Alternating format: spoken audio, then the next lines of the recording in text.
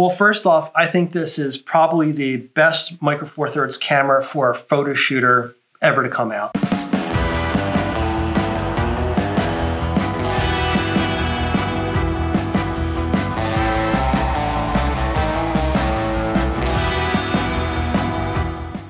Hey everybody, Robin from Backscatter here. Jim from Backscatter here. And we just got back from the digital shootout where we were testing the new Olympus or OM Systems OM1 camera. It's got some pretty impressive shooting specs to it, like 50 frames a second raw shooting and an all-new autofocus system. But the big question here is, can it stand up to the big full-frame cameras that we're so in love with right now? What's your take on that, Jim? It's really cool, and it's a surprisingly mixed answer on that, whether it can stand up to those guys. All right, well, let's get into the details and break down everything that underwater shooters need to know. So one of the first things to explain is that technically this isn't an Olympus camera. There's been a name change and a rebranding. So can you explain that for us? That's correct. The OM1 is the first flagship camera from OM Systems. OM Systems bought out Olympus a couple of years ago. There's going to be this transition period where things that are branded Olympus are going to change over to OM Systems over time, but it's all the same great accessories and lenses that we always had in the past, just with a different name. So I guess one of the big questions here is, why would somebody go for a really high-end Micro Four Thirds sensor size camera instead of just springing for a full frame? Well, that's a really good question, because this camera at around $2,200 is kind of expensive for a Micro Four Thirds camera. But when you compare it to like a Sony, like an A7 IV, that one is only about $300 more. And it's a 33 megapixel as opposed to 20 megapixel. You're like, why would I go this route? And the big thing is size. When you look at the camera though, you're gonna say, well, the camera isn't all that much different in size from an A7 IV or let's say an A1, but the sensor is half the size. And so this is where the size savings came in, because with the lenses are a lot smaller for a half full frame size. But when you look at a full frame camera, the optics are a lot larger than these ones here. When you have the smaller optics, you can put it in a smaller housing with a smaller port opening using smaller ports, which then gets the weight down, the travel size down. You can get this carry-on friendly, where full frame, you're dealing with full frame optics that are a lot larger. As far as underwater support goes, what kind of housing options do we have available right now? Well, at the time of filming this video here, we've got the Nauticam housing, which is one of the ones we shot in the water. The other one that I shot is the AOI housing, which is a really nice option, a little less expensive.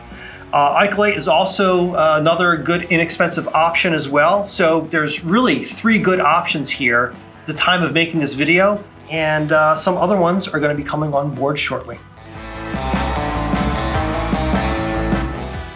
So since we're talking about lenses and size and weight savings along with them, let's talk about what lenses you actually shot on this camera. What'd you use? So for wide angle, I start off with the Olympus 8mm fisheye lens, which is what's called a full frame fisheye. Not that it's a full frame lens, but it's a 180-degree diagonal fisheye lens, just like the ones on full frame cameras. So you have no compromises there for that. For macro, I shot the 60mm Olympus macro lens, which will do 1:1 reproduction ratio, just like the macro lenses you have on full frame cameras. So you're able to get full reproduction ratio, really tight macro with that, really sharp optic as well. For kind of a medium range, I use the 1442 lens, and it might sound funny to use that, but there are water contact optics, like wet optics, that you can put on the front of cameras underwater that will get you a wider field of view, up to 130 degrees. So there's ones from Nauticam, the WWL, that works with this lens. Also, you have the AOI UWL-09 Pro lens, which also does 130 degrees. Both those optics are super, super razor sharp underwater, actually sharper than any of the other lenses that you'll use, because they're all water corrected. And you have full zoom through range on them as well. So you could do some wide angle and also zoom in for some fish portrait type stuff as well. And then it seemed like our other team member who went with us to test this camera, Thomas, he was shooting maybe the 7-14 lens on there, is that what I saw? He was, yeah. He was doing the 7-14, which is a wide angle rectilinear zoom lens. And that is a really nice lens as well. kind of, if you're doing like wide angle rectilinear video, you could certainly use that lens for it. I know we've got a lot of requests for Micro Four Thirds users to have lens support for that lens. So we're talking about a sensor in this camera that produces a 20 megapixel image. How does it look? What's the actual image quality say to you? Yeah, the image quality looks really good. As soon as I pulled the images into Lightroom, started looking at them, first thing I noticed is a sharp detail. A lot of that is also down to the high quality Olympus glass that they're making on stuff, but also the sensor looked really good. I'm looking at the really accurate colors. I didn't have to really do any color correction. The blues looked really good. The foreground looked nice and good. When you zoom in one-to-one on things, like the fish scales are really nice and tack sharp on it. So I'm really happy with the image quality that's coming out of this camera. And what kind of limitations does that 20 megapixel resolution carry with it? What can't you do with it? Or where does it look best? Where does it shine? Well, the interesting thing about 20 megapixels is if we had this conversation a couple years ago, we'd have been like, 20 megapixels, this is great.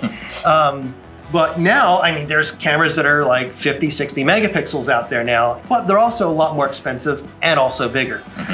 So 20 megapixels, if you're doing anything, social media, website, is way more than enough to deal with. If you're printing things, even 20 megapixels will make really big prints. We've got some prints down here in Backscatter that were shot with 6 megapixel cameras. Granted, they were full frame at the time, but at 24 by 36, they look fantastic still. Right. Yeah. So if you're going to print things, you know, decent size above your couch or something like that, no problem. You're going to do billboard size, well, 15 feet, 15 miles an hour, it's probably okay. But the thing you're not going to do is do like verticals out of horizontals, or do like a big massive crop and then expect to be able to print that. That's not going to happen with this kind of camera. That's where the bigger resolution cameras are good for that. But even if you're going to put this on your 4K TV at home for like a slideshow for a party or something, 4K TVs are only 8 megapixels. So you got plenty of resolution to pull that off. So we previously mentioned a pretty impressive, kind of the headline shooting spec of this camera is 50 frames a second in RAW with full autofocus. But I know there's a little catch there for us. So can you go into detail on that? Yes, I will. The 50 frames per second RAW is just mind-boggling to think about, to do. It's great for things like birding, fast action shots, sports, maybe auto racing, those kinds of things. Underwater, we don't really see too much of a need for that. Maybe if you're doing a sardine run or something like that, you know, the 50 frames per second would be really cool. But the catch that you mentioned is that it only works with certain lenses with the full AF. And so what happens is, if you're not using one of those special lenses that's made to do that, what happens is the speed will drop to 25 frames per second, which is still pretty insane. Right. So I don't know if that's too much of a problem. The issue is that all those lenses that are compatible with the 50 frames per second RAW shooting with full AF, pretty much none of those you'd use underwater. So the 60, the Olympus 8mm, the 1442, none of those work with it. But I think 25 frames per second RAW is actually pretty good. Especially if you're shooting with strobes. What's the like working limit Right, there? so like strobes, it's like even some of the best strobes at a low power, 10 frames per second, you're kind of hitting the upper limits of like a pro level strobe with something like that. So I don't think that's a hindrance for underwater. And if you're doing stuff topside, probably one of those other lenses would allow that kind of 50 frames per second shooting speed. Yeah, so even if you can't take advantage of it, really underwater, if you're doing it for dual purpose, it might be just the thing that makes you love this camera. Exactly. So Jim, I remember after one of the dives of the shootout, you came up just beaming about the autofocus performance on this camera. So what had you so stoked? What does it do well? Well, the OM1 autofocus system is really, really good. So what we measure everything at Backscatter against for autofocus systems is the 3D tracking from Nikon. That kind of started, back a few years ago. It was really perfected with the D850. Basically, the way it works is you have the center square, and you point the center square to the focus point you want to have in focus. You hit the AF on button, and then that square will lock on to that feature.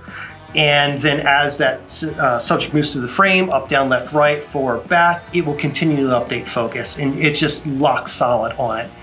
So it's really good. And I'm really happy to say the Olympus OM1 tracking works exactly the same way with the same level of accuracy as the Nikon 3D tracking. And also, since that came out, Sony also implemented the same system with the A1, some of the other cameras they have. And this will stand up to the Z9, the A1, the D850 as far as the autofocus tracking for everything that I did underwater. That's amazing. Now, one thing we talk about a lot is that macro is kind of the ultimate stress test for that. So how did it stand up in that application? Yeah, it did extremely well. Macro is like the worst autofocus test you could ever do, or maybe the best autofocus test you could ever do to a camera's autofocus system. And so with that, when you're up at like 1:1 limit of the macro, the depth of field is really, really thin. So just micro movements of the camera put things in and out of focus. It's really hard for a camera to keep up with it. When I was shooting a Blenny, no problem whatsoever in tracking the focus with macro on it. And then the worst thing to do beyond that is throw a wet diopter on in front of it underwater, because now your depth of field drops even more and becomes that much harder. And I had no problem tracking the focus of a Blenny eye underwater. Now it's like everything that I've done was underwater, maybe topside, maybe there's some other differences, but for underwater, everything that I did, it was really rock solid, and I didn't notice any difference between that as Z9 and A1. Hey everybody, hope you're enjoying this video. You can join our family by buying your underwater photo and video gear from us here at Backscatter. Every purchase includes free lifetime tech support, will beat any price, hands down, and we ship worldwide daily. Our in-house authorized warranty service center has you covered for any maintenance and repairs. Here at Backscatter, we dive, shoot, and service everything we sell. Whether you're point and shoot or professional, we look forward to helping you meet your underwater imaging goals. Now back to the video. So as we were looking at some of the images coming out of this camera, I noticed you had some really cool shots with those black backgrounds, but I don't remember doing a night dive with you. How'd you pull it off? Yeah, so the nice thing about the OM1 is that it does have an extended ISO range to get down to ISO 80. Now the base ISO of the sensor in all 4/3 cameras is actually 200, but they have extension ranges to go down to 100, then down to 80. So in my macro shots, what I was doing, I was going down to 80, so that way I get darker backgrounds, knock out more ambient light to get just a cleaner macro shot with it. So some of the other Micro Four Thirds cameras don't go down to 80. This one does. Some other cameras, like a Z9, for example, from Nikon, that'll go down to a native of 64. Mm-hmm. A Sony series, their base is 100, so you can go down to 50. So this is getting down pretty low, so you get those nice dark backgrounds. And you could also shoot a wider open aperture if you want as well, but still maintain that dark background, which is great for snoot shots, great for preserving more sharpness by you having less diffraction, so you don't have to shoot f/22 if you don't want to. So it's a great feature to be able to do that. Some of the other cameras don't have that feature in it. And are there any compromises built into shooting in that ISO extension instead of a true native base ISO? How does that work? Yes, there is. The dynamic range, it gets squashed a little bit. So you're not going to have as much dynamic range ISO 80 as you would have at ISO 200. However, if you're doing that for macro shots don't have a ton of dynamic range anyway. Mm-hmm. And when I'm shooting ISO 80, I can't tell a lick of beans a difference between a photo shot at 200 and a photo shot at 80 as far as macro is concerned for dynamic range. So one thing I remember you talking about was that you discovered kind of a secret sort of a hack feature with this camera. What was that you discovered? Well, the flash sync speed on this camera is 1/250th, which is actually pretty respectable. A lot of other mirrorless cameras such as Z9, basically any of the Nikons at this point are only 1/200. Mm-hmm. The Canons are 1/200. So 250 is pretty respectable for flash sync speed. But what I discovered is that if you're using a manual flash trigger, one where the camera doesn't know a flash is connected because there's ground and fire pins, mm-hmm. you can cheat it and actually get up to 500 sync speed on this camera, which is massive for trying to pull in darker backgrounds for macro, or if you're dealing with a lot of ambient light for wide angle, you'll actually get another stop of light from your strobes by being able to pull down the ambient light using the shutter speed, but then pulling up the ISO or the aperture to then allow more light from the strobes to reach the subject. So 1/500th, nobody's doing that.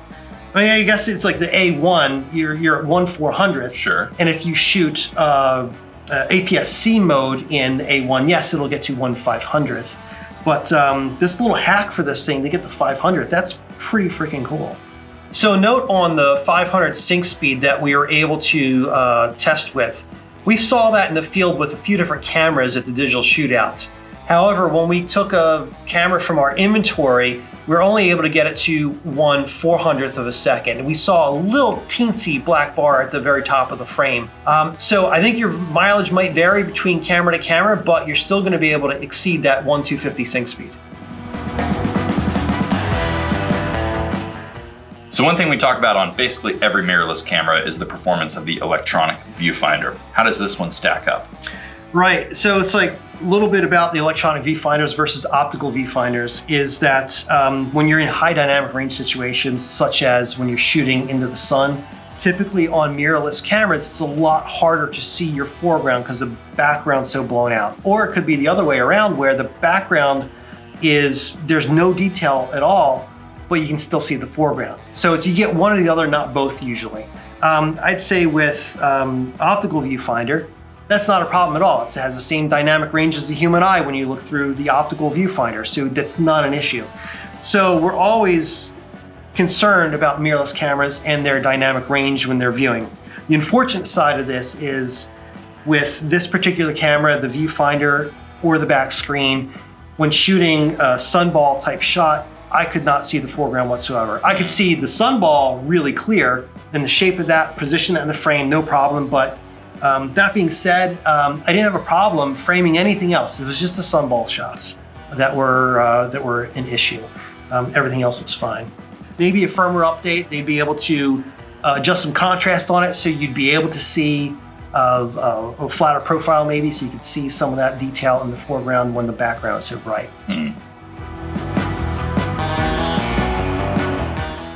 So one of the previous flagship Olympus cameras that we saw was the EM1X, which was kind of a shift towards a bigger pro body camera. This seems to be getting back more to the roots of this line.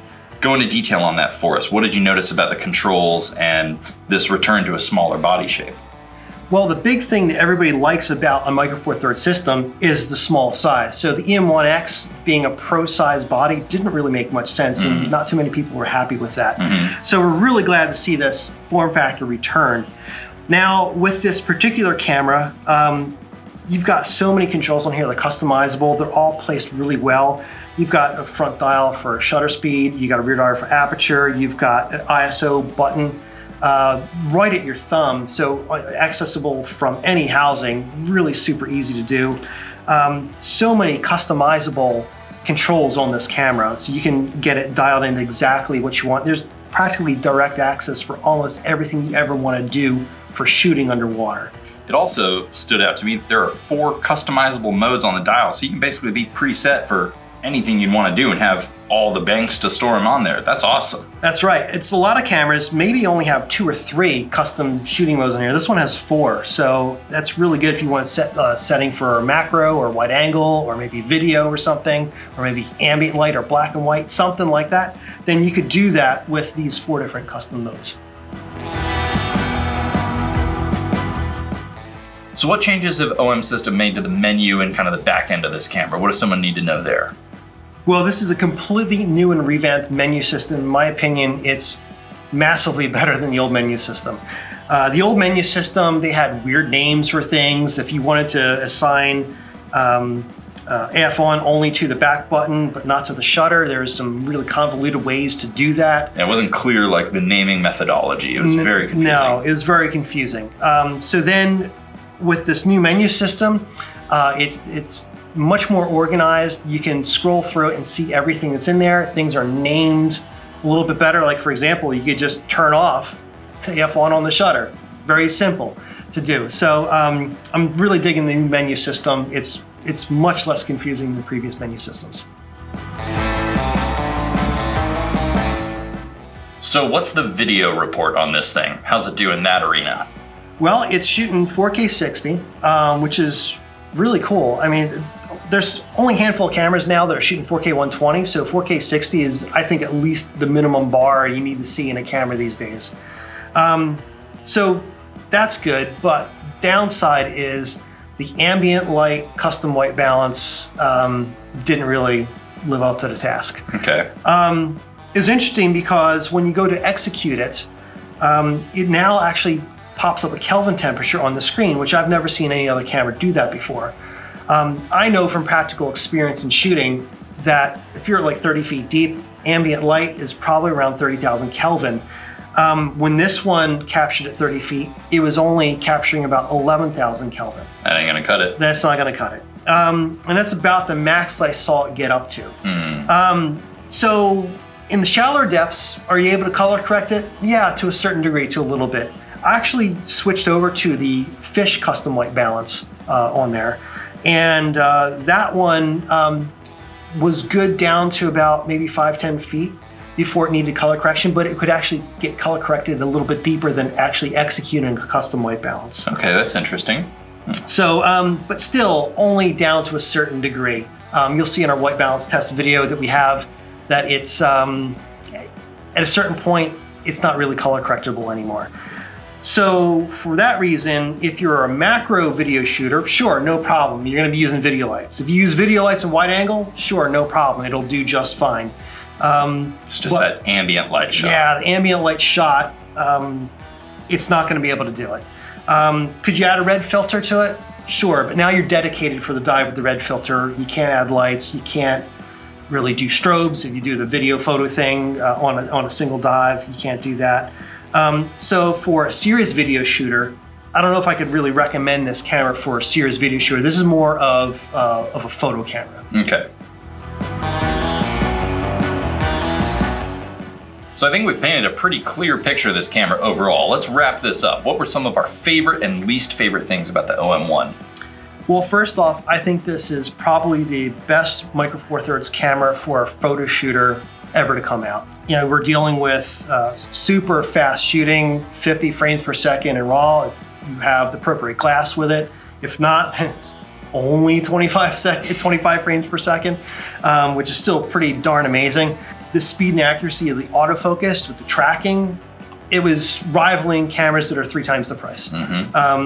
So that was excellent as well for nailing shots right away. I think people would be really happy with that. Image quality is pretty good for 20 megapixels. You know, it's, you know, again, it is only 20 megapixels, which is still quite respectable, and you can still do a lot with. If you really need more resolution, you need to go full frame. That's you know, without a doubt. But if you don't need that billboard size resolution, this will do really well.